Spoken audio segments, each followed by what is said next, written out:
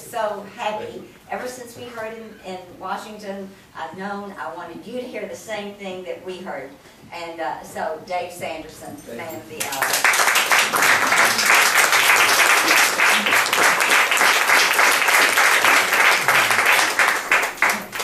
Well, I'm always honored and humbled to speak for the Red Cross. I got to tell Billy Lee, I feel like I'm at home here. This is a very welcoming area, so thank you for having me tonight. And on January 15, 2009, as you know, another tragedy really could have happened in New York City. Instead, a miracle occurred. There were 155 people on US Airways Flight 1549, and I was just one of those that night who were blessed. For the next 10 minutes, I want to share with you a little bit about my experience, but what I believe where the Red Cross added to the value and the outcome of that day, because candidly, as you may have heard some of the interviews, and I've done a lot of interviews, Captain Sullenberger's done a lot more than I have, that he and Skiles got everybody down and the passengers and crew got everybody out, but the real heroes that day were the first responders, and one of the first responders was the American Red Cross. Now I want you to think about something as I speak for the next 10 minutes. The time that plane took off from LaGuardia and the time that plane crashed in the river, the time I got out to the exit door was 10 minutes. That's how fast this whole thing happened. And I wasn't even supposed to be on this flight. I was scheduled to be on the 5 o'clock flight. But I was working that day in Brooklyn at a client's office. And that day we were actually checking out warehouses. I don't know if anybody here has ever been in warehouses, but they open up at 2 or 3 o'clock in the morning, so we started at 5 o'clock that morning. And we got done at 10:30, so I travel 100,000 miles a year, what I do. So I have a little game that I play, is how fast can I get home to my wife and 4 kids.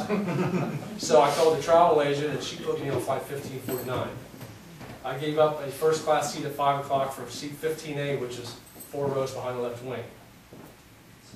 I wasn't interested in on that flight. But it wasn't anything unusual that day. I mean, yeah, it was cold in New York, it was 11 degrees, but you're in the middle of winter in New York, right? So no big deal. And we sat on the runway for a few minutes. As you understand, if you ever flown out of New York, right, it backs up a little bit. But it was less than a minute later when I heard the explosion. And it was a loud explosion. I never heard anything like that on a plane. And when I heard the explosion, I actually looked up because I was reading the magazine, because I didn't pay attention to the flight crew. I didn't read the brochure. I didn't know I didn't do anything. I looked out, I saw the fire coming out underneath the left wing. So I knew that something was wrong, but I think one of God's graces, the first place where I think God interacted in this was that, as you know now, the same thing happened on the right side of the plane. And no one talked in that plane. What'd you hear? What'd you hear? There was no panic on that plane. I think that was the first place where God intervened to keep everybody calm. And you may have heard a lot of story. I want to get more to the Red Cross story, but the first time I thought there was some danger is when I looked down and I saw people's faces, and that's when Captain Sullenberger glided that plane over that bridge. And if you ever have the opportunity to talk to Captain Sullenberger like I have, get him behind stage, say what really happened, he'll tell you everybody thinks the real hero thing was landing it, and yeah, that was important. But the big thing was him gliding that plane over that bridge, because he was heading straight for that bridge. And just think of what would happen if you were crashing that bridge. Not only us not making it, but now you have an internal terrorist attack in New York City again. So he'll tell you the real trick was keeping that speed up, gliding that thing over. And he just only said 3 words. He said brace for impact, and that's when you knew that it wasn't going to probably be a very good outcome. And I did 2 things when he said that. First thing I did is I prayed. I prayed for whoever that captain was to get me down as safe as he possibly could. Second thing I prayed for is the last guy I talked to call my wife, tell her I love her. The third thing I did is I prayed to Jesus to forgive my sins, because I didn't want anything between us. I wanted a clear path. At that point, you think you're coming back. And at that point, I reached out and got my wallet from my coat, because I don't carry my wallet. Because if I wanted someone at least to be able to claim my body and knew who I was. Less than 60 seconds later, we crashed. And it was a hard crash. He landed 155 miles an hour, but when we crashed, as you know, he landed perfectly. And I looked up and I braced and I went all the way back up, and people asked me, how did people get on those wings so quickly? I'll tell you how people got on the wings so quickly. And that thing crashed, all the seats collapsed. And all the seats collapsed, people started walking down the sides on the seats instead of down the aisles. So people got out of those wings in 2 minutes. Me, I didn't. I went out to the middle aisle. And I just waited for a second, and what my mother, everybody's been through a near-death experience. Your life starts passing in front of you pretty quick. And my mother was in my brain. My mother passed away in 1997. So ever since I was a little kid, she taught me one thing. She said, you do the right thing, God will take care of you. So I heard my mother talk in my brain now.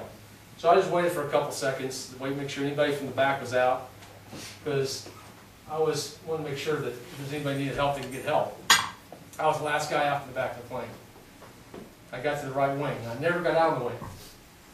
I held onto the door and held onto the lifeboat. And the reason I did that is because if anybody knows anything about the Hudson River, that plane went down that river in less than 24 minutes, over half a mile. So the water was taking that lifeboat from the right side of the plane. I went out 10F, in and out. So people were sitting on the sides of that lifeboat, they were afraid they were going to fall in. So I basically had the opportunity, I was holding onto the plane, holding onto the lifeboat, so people didn't fall off. But then there was this lady in the middle of the wing.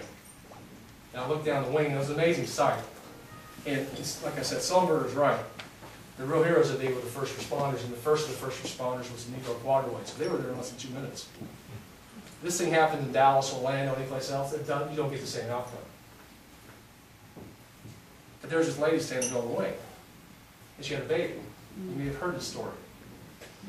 And I saw her, and I got a lot of credit for this, and I should have gotten credit, because I think God intervened at that point. All I did was wake her up, because you can imagine a mother with a baby, a 3-month-old baby, by herself, standing in the middle of a wing, not knowing what to do. She's scared. All I did was wake her up. I yelled, throw the baby, throw the baby. I'm a guy, right? Get rid of the baby, let's go, let's move. But God put a lady in the front of that lifeboat by the name of Valerie Collins from Knoxville, Tennessee. This happened to be a mother of 3. And she looked up at her and she said, give me the baby. And Tess, the lady, gave her the baby. And all of a sudden, things started happening. Because my thought process at that point was, she can't get on that lifeboat with that baby, because you got to remember, it's 36-degree water. There's jet fuel all over the place. She slips into that water, that current. But then the business side of me started coming in. It's like, if she doesn't move, no one can walk down the swing. So she had to move. And God gave her enough strength to give her baby up at a time where she was scared out of her mind.